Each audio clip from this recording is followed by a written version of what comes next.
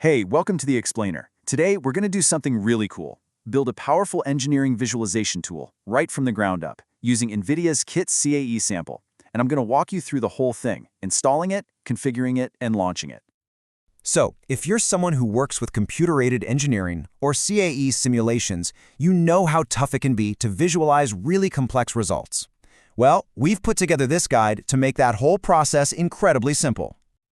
Seriously, we're going to get you from the initial setup all the way to launching the app, and we're going to do it in just the next few minutes. So let's dive right in. Okay, so first things first. Before we start installing anything, what is Kit CAE anyway? Let's break it down. Now, this is the most important part to get. Kit CAE isn't some off-the-shelf finished product. Think of it more like a flexible toolkit that you can customize for your own data.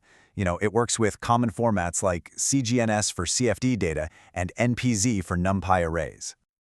All right, next up, we need some data to play with, right? So let's go grab the sample files we'll be using for our visualization. So Kit CAE is built to handle two main kinds of data, which is actually pretty cool. On one hand, you've got point-based data, where you just have points in space without any defined connections. And on the other, you have a mesh-based data, where all those connections are known. This flexibility is a total game changer, because it means you can visualize a huge range of simulation outputs.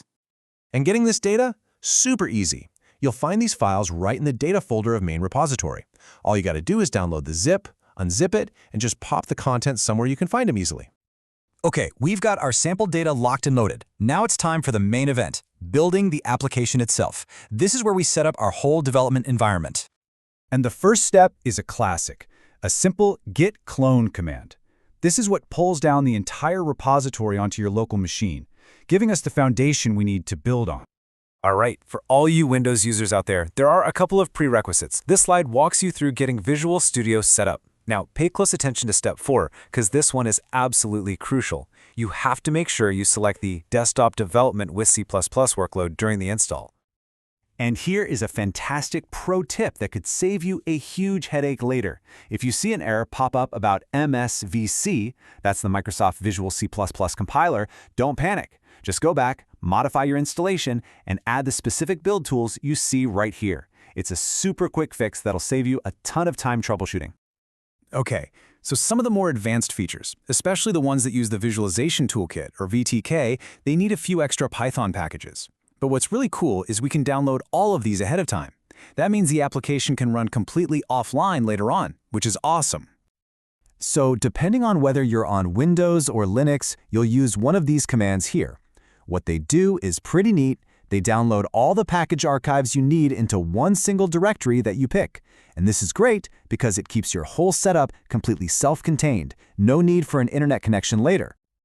All right, let's recap. We've got our data, we've built the environment, all the prep work is done, and now it's time for the really exciting part, launching the application for the very first time. Okay, before we hit the launch button, just a quick checklist. Make sure your terminal is open inside the Kit CAE directory. And hey, a little tip for you Windows users. Notice the command is slightly different depending on if you're in PowerShell or the good old command prompt.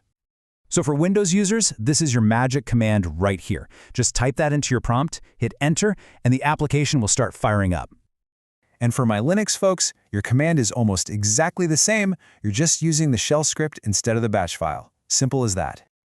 Now, just a quick heads up here, that very first launch, it can take a little while. I mean, it might even look like it's frozen or something. The key thing is, just be patient. It's doing a one-time setup, optimizing everything for your specific hardware. So once the application is up and running, you're not just stuck with the default settings. Let's dig in and see how you can actually customize its performance and behavior to really make it work for you. And you can find all the settings we're about to talk about in one convenient spot. All you have to do is go to the Edit menu, click on Preferences, and then head over to the CAE tab. Okay, these two toggles right here, they are absolutely key for performance, especially if you're working with massive data sets. The first one caches the raw data, and the second one caches the transformed data.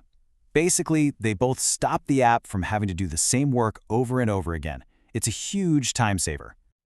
So voxelization, that's just a fancy word for converting your data into a grid.